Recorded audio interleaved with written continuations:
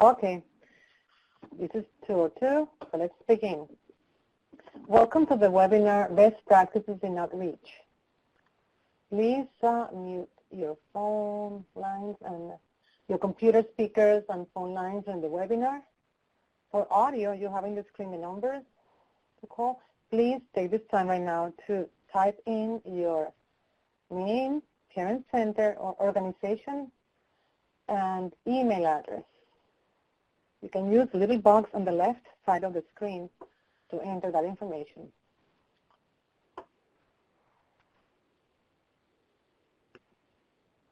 Okay, some reminders of webinar etiquette. Everyone will be muted. Please feel free to use the chat box for your questions or comments. You can also raise your hand using the little icon at the top left. Looks like a little man waving the hand.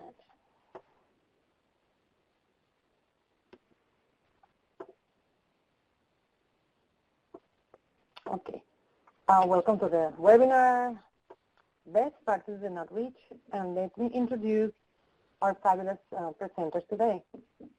Melcine Ramos is the Parent Service Coordinator of OSEP-funded Parent Training and Information Center of Wisconsin.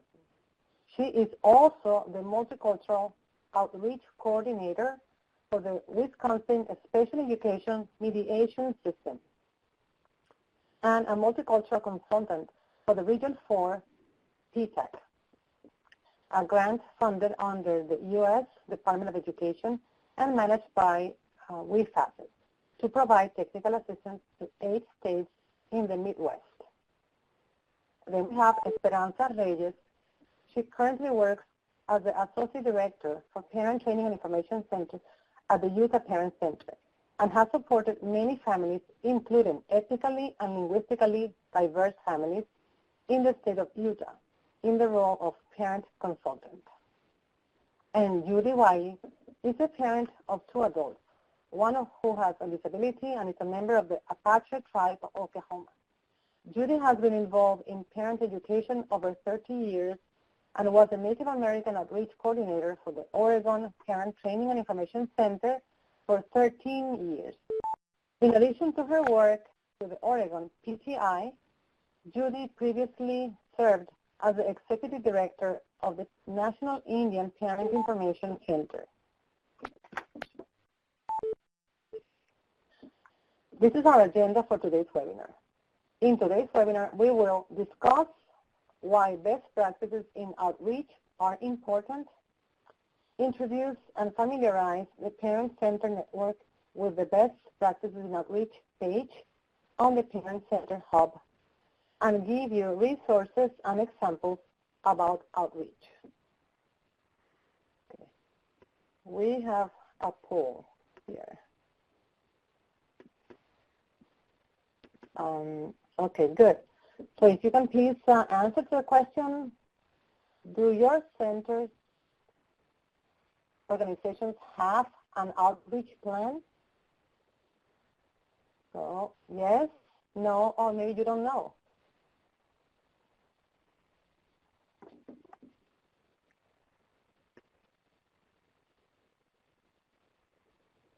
Okay, let's wait a couple of seconds here. And okay, let's end the poll. Okay. So, you vote.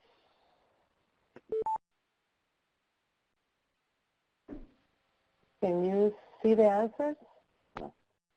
86% of you said yes, 13% no, and don't know, none of you. So most people do have an outreach plan. Thank you for voting.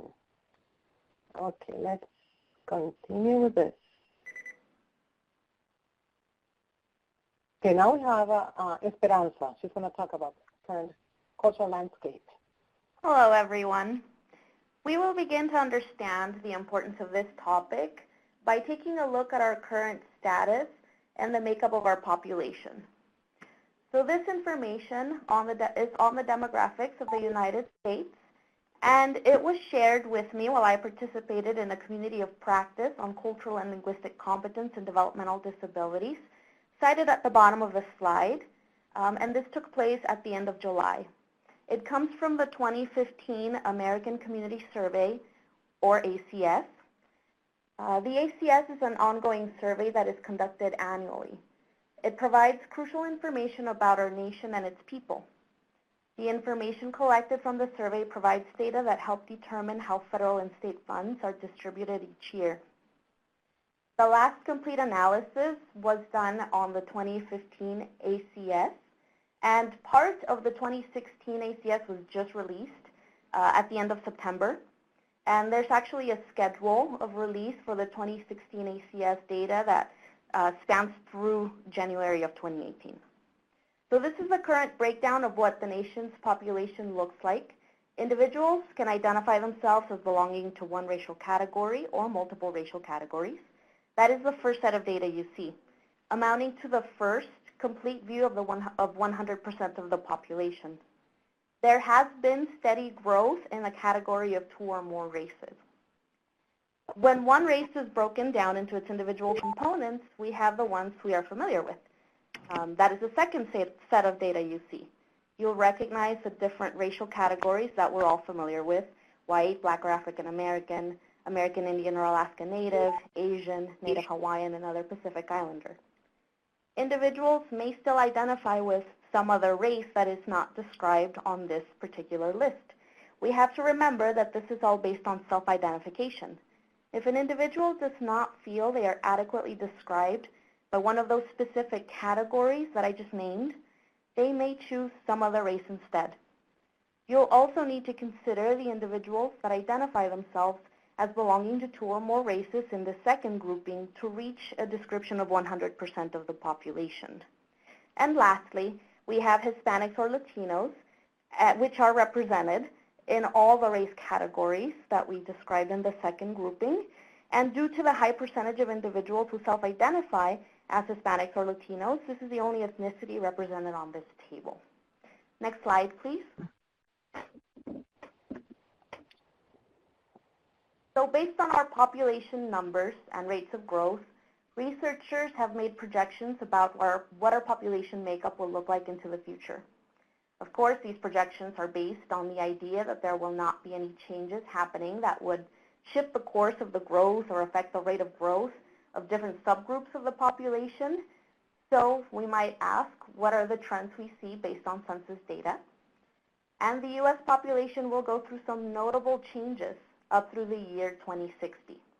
In fact, the U.S. is projected to become what is known as a minority majority.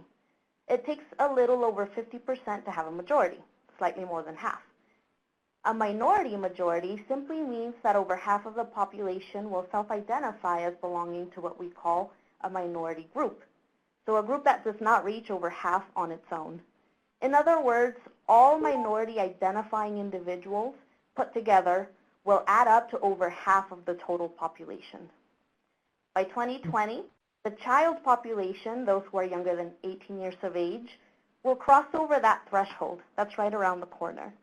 By 2044, all ages represented on the census will reach that point. We will become what's known as a plurality nation, meaning that no individual race or ethnic group is projected to have greater than a 50% share of the nation's total population. By 2060, we will find that 1 in 5 individuals will be foreign-born. The native-born population is expected to increase by about 22%, and the foreign-born population is projected to grow by 85% once we get to 2060. We also know there are barriers for these families to access services and supports. Some have experienced a historical mistrust of healthcare, mental health, education, and social service professionals. Others have had experience of racism, discrimination, and bias. We know there may be differences in cultural beliefs about the meaning of disability, including differing value systems. There may be limited overall literacy, including health literacy needs, and some of this may be accompanied by limited English proficiency.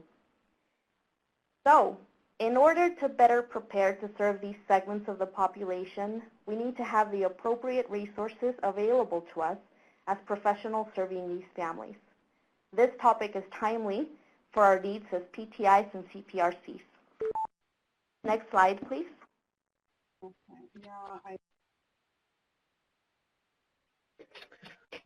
Okay, thank you, Esperanza. This is Judy Wiley, and I want to just briefly go over why these resources were placed on the Parent Center Hub and what they can be used for. Looking at the future demographics, I know that was eye-opening information, and I know that parent centers are always on the cutting edge of best practices for serving families in their state. Looking at the changing demographics will help us to reevaluate our service delivery system, determine future training for staff and board members, and assist us with our future outreach plans, which is why we're doing this webinar today. We want to highlight some of the resources on best practices and outreach that are posted on the Parent Center Hub, and each of us want to share a resource and how we've used it in a practical way to further the work of outreach in our prospective states. So why these resources? Why do you think that these resources on the Parent Center website are of high quality?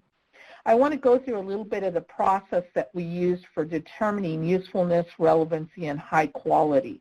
So you can be assured as Parent Center staff that when you use these resources, when you research them and look them up, that they are, all of these things, useful, high quality, and relevant. So first step that we took is the CIPR gathered a group of stakeholders from parent centers. And again, these are experts in the field, people who are already providing outreach efforts in the states that they prospectively serve. So that was the first step, is gathering the stakeholders. The next step was to gather all the high-quality resources that we researched and looked at. As you can imagine, that was a painstakingly job, gathering resources on outreach and best practices in outreach. The next step that we took is as we broke into teams and reviewed all of the resources.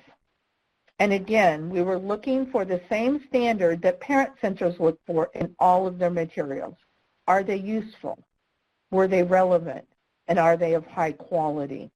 We use the same parameters that you as parent centers use whenever determining, are these resources valuable to our parent center? So again, using that standard, we determined that all of these materials that are posted on the CIPR website are of high quality, relevant, and useful. We hope that this will be a kickoff start for you, that you will start to go to these pages and use these to help your outreach efforts. And with that, I would like to hand it off to our next presenter, Nelsinia, who will highlight a resource that she's used in the work that she's done with Wisconsin Facets. Next slide.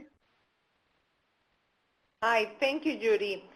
So as Judy mentioned before, I have the opportunity to work with Esperanza and Judy to analyze or evaluate some of the several resources that we were able to gather through the CIPR from all over the states, from the different parent centers. Before I move on to the resource that I'm going to be explaining a little bit more about, as you can see this process, I want to remind you that all of them are listed on the CIPR website under the best practices in outreach, and there is a page specifically for that. So if you go to the CIPR website, and you probably are already a member of the cyberspace groups there, you always can just type this best practices in outreach, and you will be able to access that website, or just use the link directly. Next slide, please.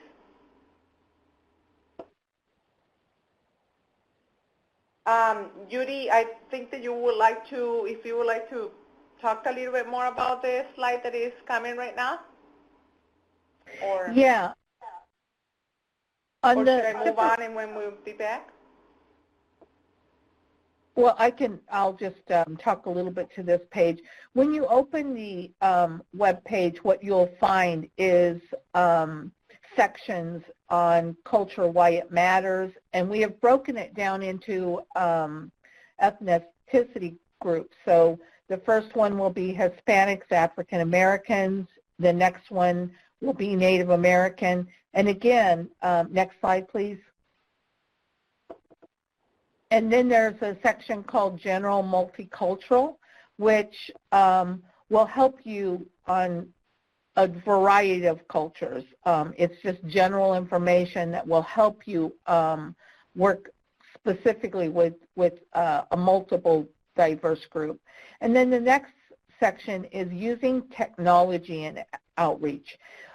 We know that technology is one of the ways that parent centers are now looking at doing e-newsletters and how technology can help you whenever you are working with minority families to better enhance the work that you're doing in outreach. Next slide. All right. And now, thank you, Judy, for providing us the scope of what's available. So let's say that when you access the CPER page, Best Practices for Outreach, and you will be able to see in different ways the resources, obviously you will get a link to access those. And under each link, you will see a list, and this will be an example of the one that I'll be talking a little bit about it today, the Using Outreach to Increase Access. So you will have available the description of the resource itself.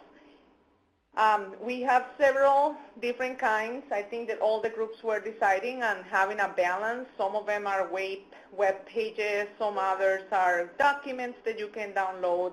Some of them are online toolkits, but also it could be publications too. So this will be the example. You can see from the description if this is something that will apply to you, and we can move on to the next slide. When we do the outreach when we evaluate this resource that I'm mentioning right now, some of the things when Judy mentioned before about the quality and the usefulness and the relevance, for us, when we have to go over those questions, we were talking or asking these questions as thinking about the work that we do in the parent center. So it will be an example that, is this something that I can use with my team? Can I develop an outreach work plan with this document or this resource? Is this something that I could apply to any linguistic underserved population that I'm trying to reach out right now?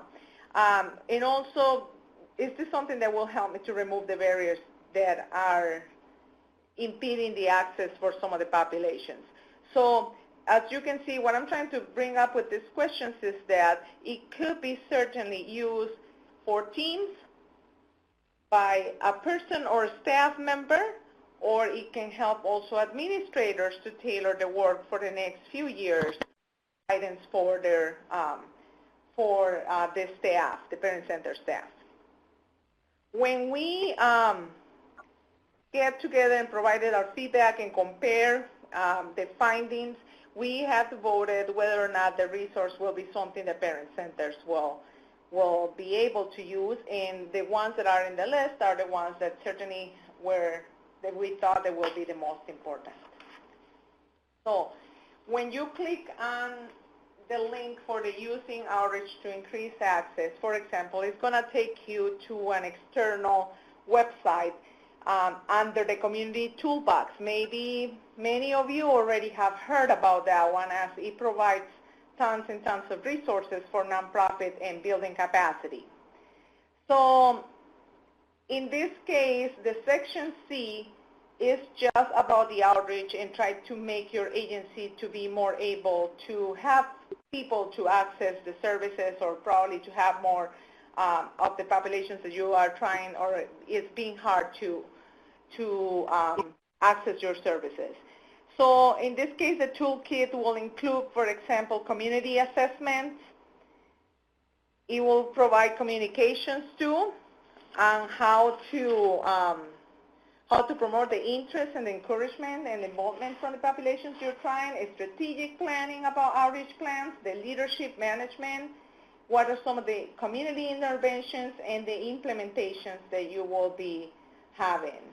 So see, it's all technical. It's all something that you can use immediately without waiting or without understanding so much from the topic of outreach. Next slide, please.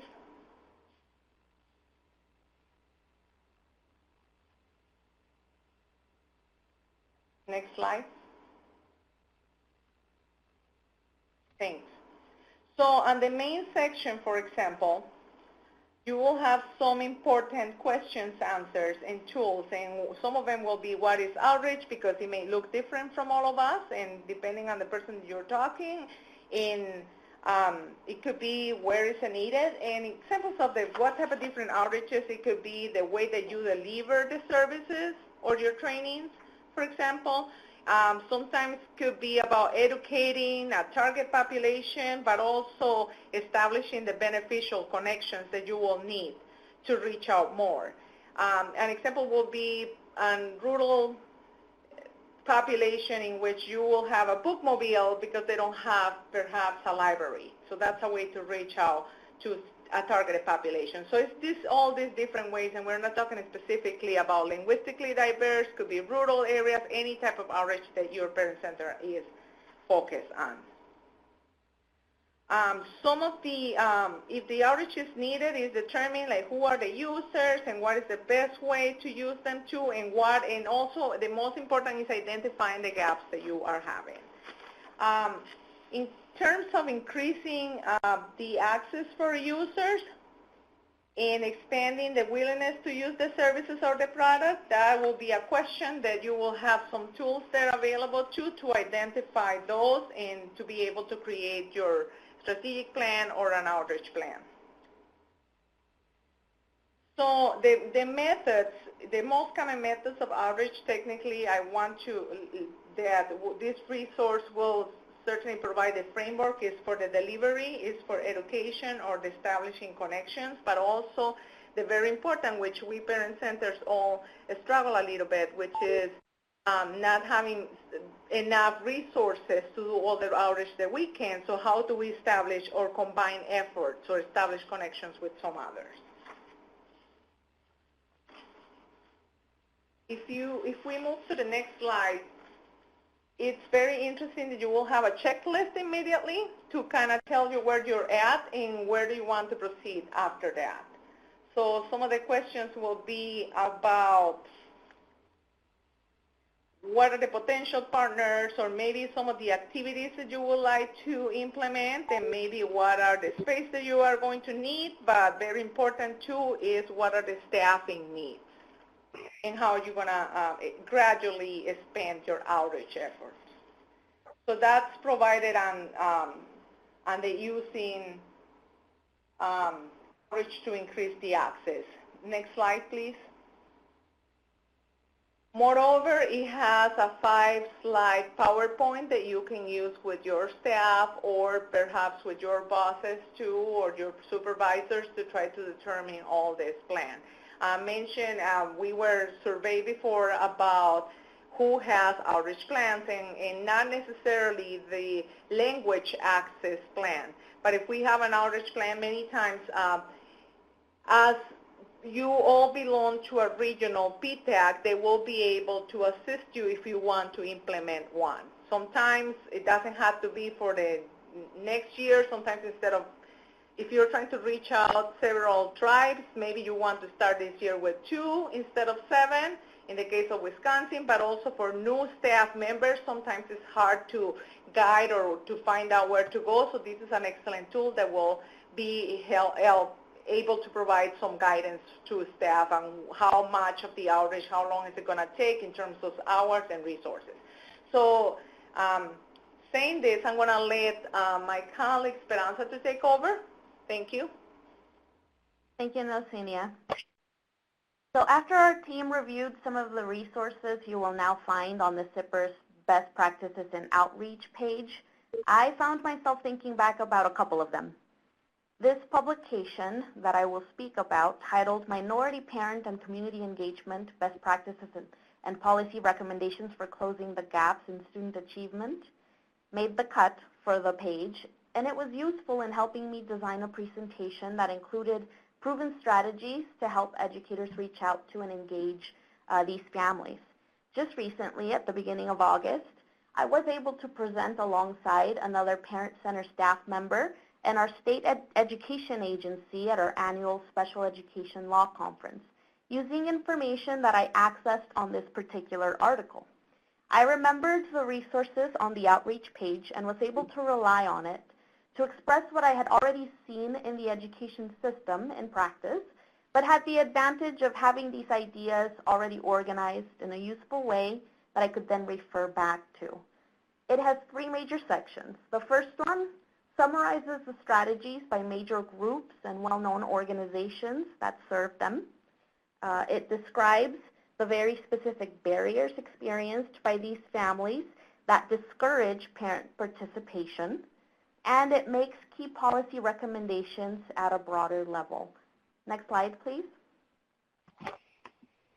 This is what this particular publication looks like. Not only could this information help inform our training for our own staff in our own parent centers and how we provide services, but these resources also help us speak. Oh, the presentation is... Hold on one second. Wait, I'm moving the slides. I'm sorry. Okay, thank you. So not only could it help inform what we're doing in terms of our training for our own staff, but it can also be a resource to help us speak to the larger system about the needs of these families. As professionals involved in family advocacy, we have a unique insight into the needs of these families. And it is not uncommon for us to speak about these needs and bring ideas to the table in supporting parent engagement and speak about those strategies that would help improve the situation and change some of the dynamics that we know are taking place that may not be the most helpful. Our presentation at the law conference was actually titled How to Help Parents Meaningfully Participate in Special Education, with the last section focusing on engaging ethnically and linguistically diverse families. I highly recommend this resource to the group. Check it out on the SIPR's webpage. It's organized in a very visually pleasing way where you can see direct bullet points and very specific strategies and ideas. Next slide, please. Our team also reviewed Georgetown University's National Center for Cultural Competence. This website contains a wealth of information, and it can be searched by title and type of information. It includes learning modules under their distance learning tab that enables anyone to access additional material online. That distance learning tab was a fabulous find as we were reviewing it. There are videos, there's materials, so for anyone that wants to just sit down and explore that distance learning, it gives you more depth to a topic than you would typically find in a single resource, of course. The self-assessment tools have guides, and it even includes one on cultural and linguistic competence assessment for disability organizations. These self-assessment tools could be helpful to us in what we are doing to become and be more linguistically and culturally competent, where we are, how we can make progress in improving that, and again, the guides would give you the background that you would need to self-assess. A piece I would like to speak more in depth about is their community of practice on cultural and linguistic competence and developmental disabilities. As you probably all know, this is a very specific area that has a lot of need. There is a huge body of work out there that specifically focuses on individuals with developmental disabilities that also belong to ethnically and linguistically diverse communities. And this Community of Practice has the goals of advancing and sustaining cultural and linguistic competence systemically through changes in values, policy, structures, practices. And it's also tasked with responding effectively to the growing cultural and linguistic diversity among people with developmental disabilities and their families. Additional resources should be developed by this community of practice, and I'm actually a participant in our Utah team. Next slide, please. You can view a screenshot of the website right here. It's got the sections very clearly laid out, and on the bottom right-hand corner, you can see that community of practice. It is still being built because it's a new project, and I expect a lot of great resources and materials will come from that group with multiple states being represented. I encourage visiting the website to access the materials on the topic of culture and linguistic competence. And of course, the SIPR's page on outreach truly is very rich in the kinds of resources you'll find. Next slide, please.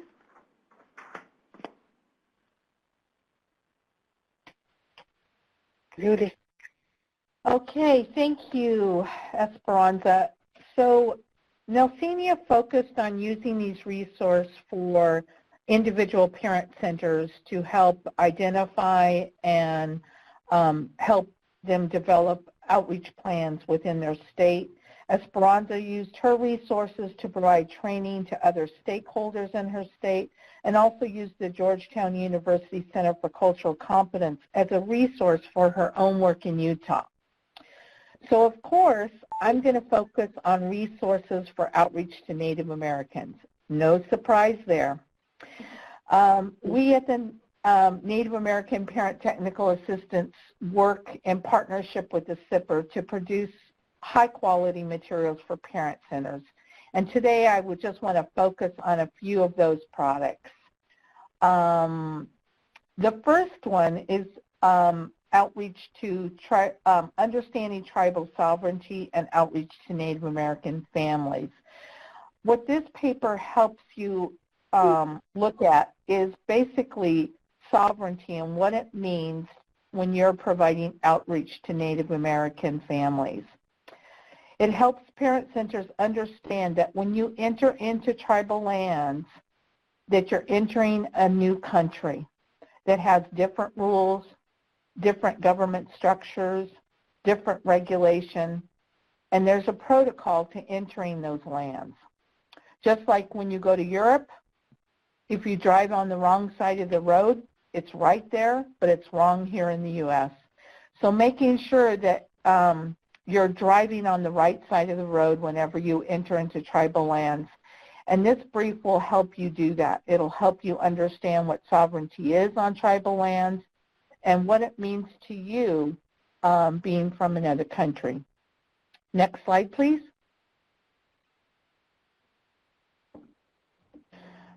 So the next paper I want to focus on, and again, all these are listed on the SIPR Parent Center Hub and also within the Native American Technical Assistance website. And the next one is outreach to Native Americans through Title VII. What Title VII programs are is they will help you identify and provide outreach to those Native students who are in public schools. So more of those urban Indians. Title VII programs they're required to have parent groups and Native American parent advisory councils, and that could be a way for you to enter into outreach with those Native American families that are in urban areas.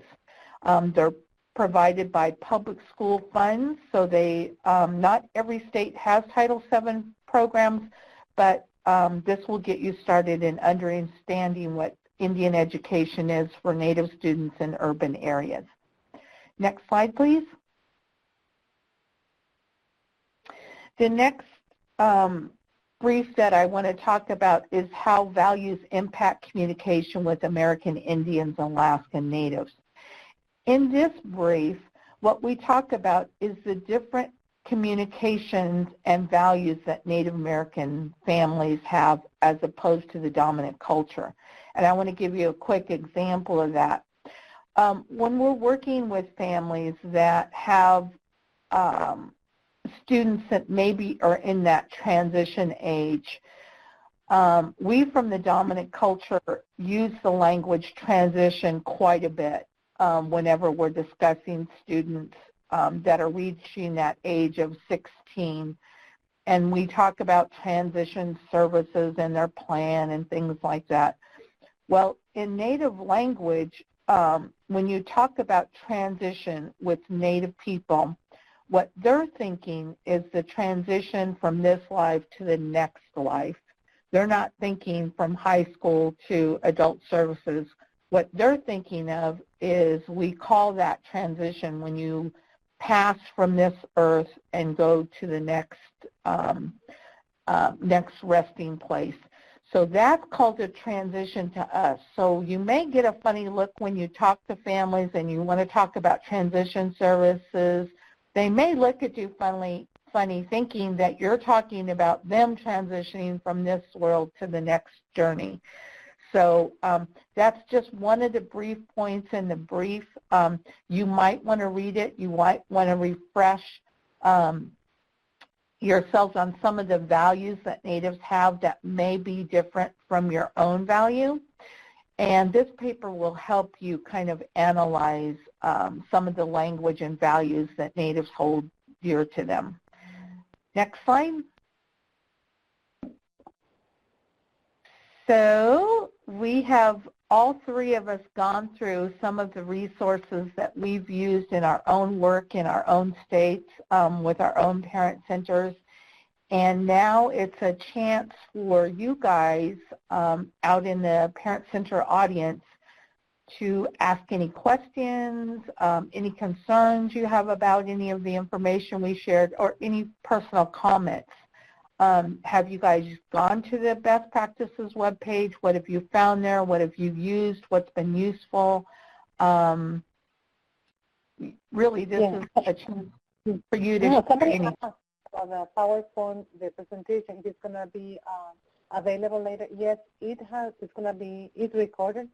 It will be available, and it's already, the PowerPoint is already available. You can download it from right now from here, but it will also be posted on the Parent Center Hub, the website, as an archive, along with the other 18 webinars. This is our number 19 from the CIPER. So, can you explain a little bit more, Judy, about Title VII? I was not familiarized with that, and maybe I'm not the only one. Yeah, Title VII is really, it's a federally funded program, and states apply. If you have a specific population size in your public school that serves Native American families, so say you're in the state of Washington, and I see some of our friends on the list that are from Washington. So say you're in the state of Washington and you have a public school and you realize a large population of the students in that school are Native Americans. You can apply for some federal funds. It's called Indian Education Funds. And again, it's an application process. And you apply for funds through Indian Education.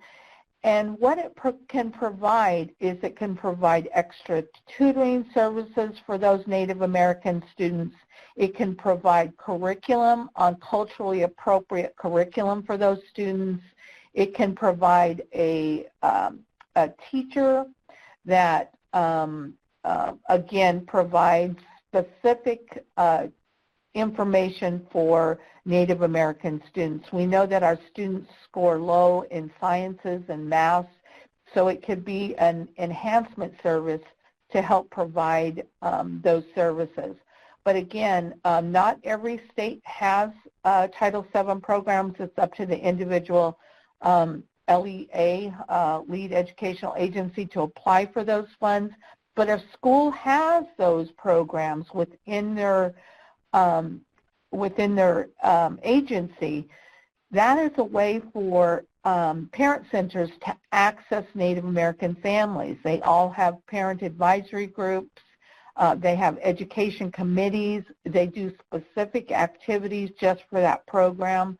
And I've done tons of training with Title VII staff and families because they allow me access. But again, for those urban Indians that are not educated specifically on a reservation but are in highly populated areas, Seattle has Indian Ed program, Tacoma. So looking at those services and using them to provide outreach about your program and about the services that you can use to serve Native American families.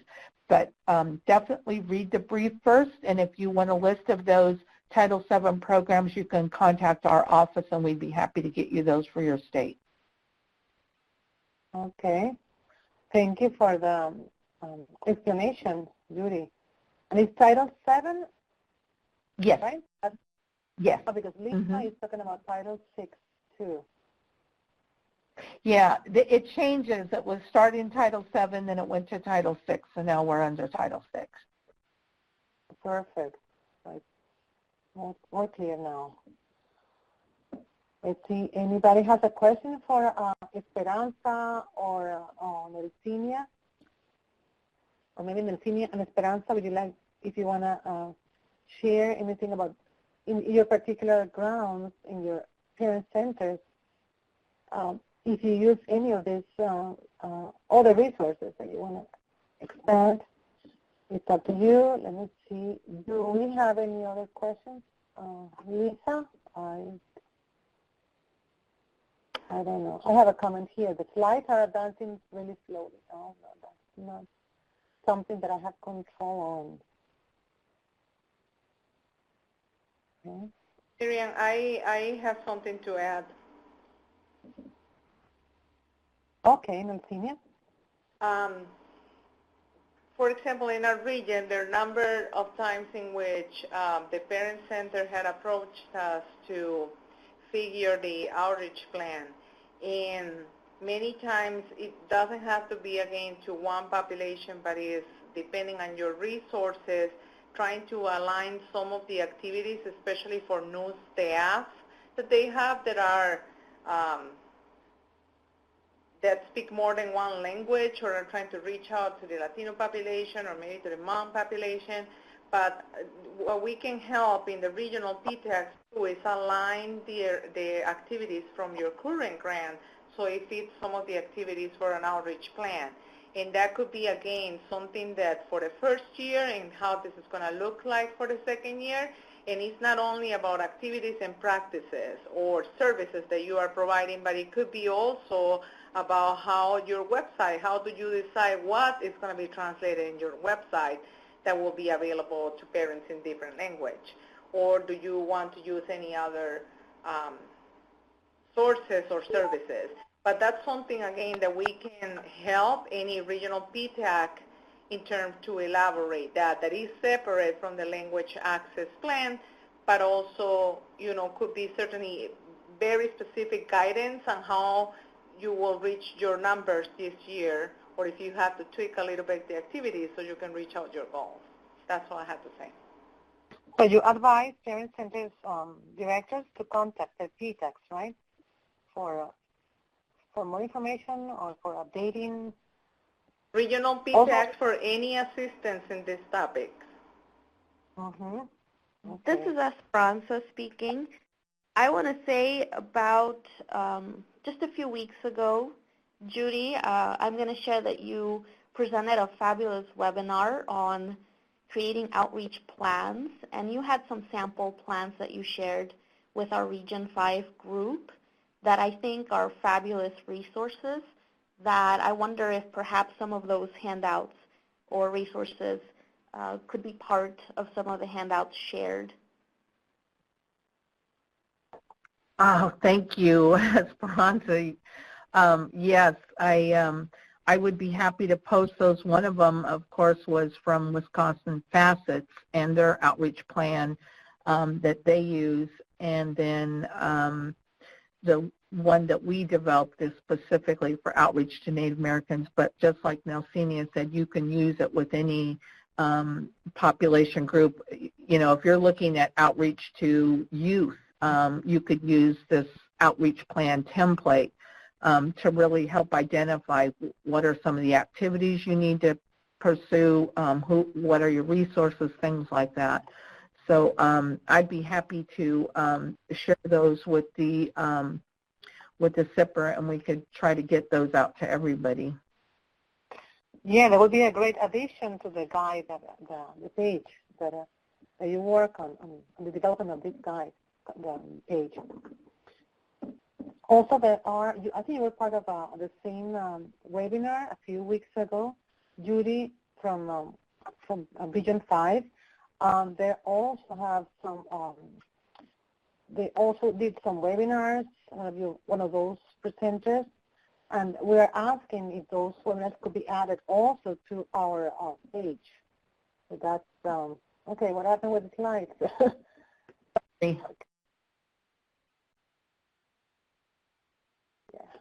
So here we have the contact information. Oh, I'm sorry. I like to be the only one moving this. I guess. Okay, here it is. The contact information from Nelsenia, from Judy, and Esperanza. Here it is.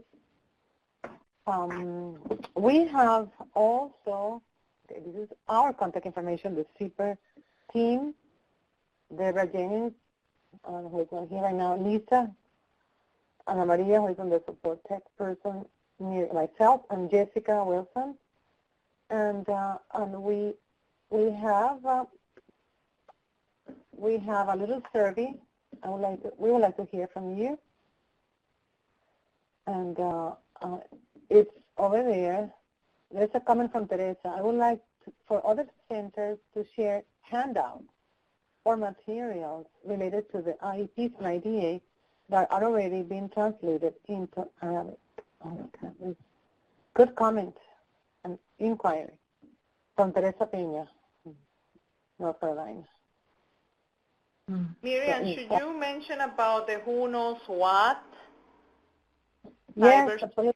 Yeah, thank you for the reminder. Let's talk about the ParentCenterHub.org. We have, in addition to the public website, we have 2 sites for Parent Center staff.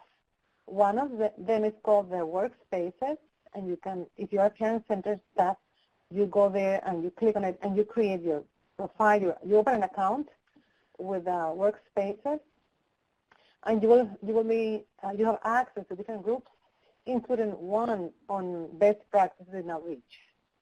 Different groups for Parent Center staff to collaborate and to partner and discuss different topics. And another site for Parent Center staff is the Who Knows What, and it's also, you can access to it through the ParentCenterHub.org. Go to the login section, and you can create your profile, and you can actually put over there the skills, your areas of expertise. If you speak different languages, you can put that information there. So when another Parent Center staff is looking for somebody who is qualified, who has experience in this particular area, they can identify somebody with your profile. They can contact you. So it's important for everyone who is a Parent Center staff in the network to create a profile so you are reachable. You can be reached to in this way. You can be found through the network. Okay. I think Lisa is putting it over there, right? Yes, Lisa posted over there the link for the SIPR Who Knows What and for the Parent Center Workspaces. Okay, and also don't forget, if you don't receive the newsletters, the SIPR newsletter, please go over there and also you will get it. It's every other week. Okay, the box in the hub.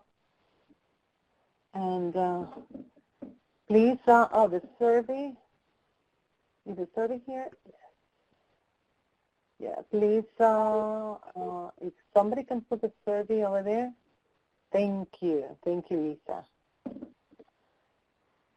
Okay, can you share all the links you mentioned? Susan, are you talking the links that we mentioned? Everything is on the PowerPoint, if you're talking about the presenters, or the link for the workspaces and the who knows what and all that. Lisa just posted over there in the chat box. It was Ana Maria. Oh, thank you, Ana Maria. Thank you. Okay, let's see. If we don't have any other questions for the presenters, any other comments? Okay.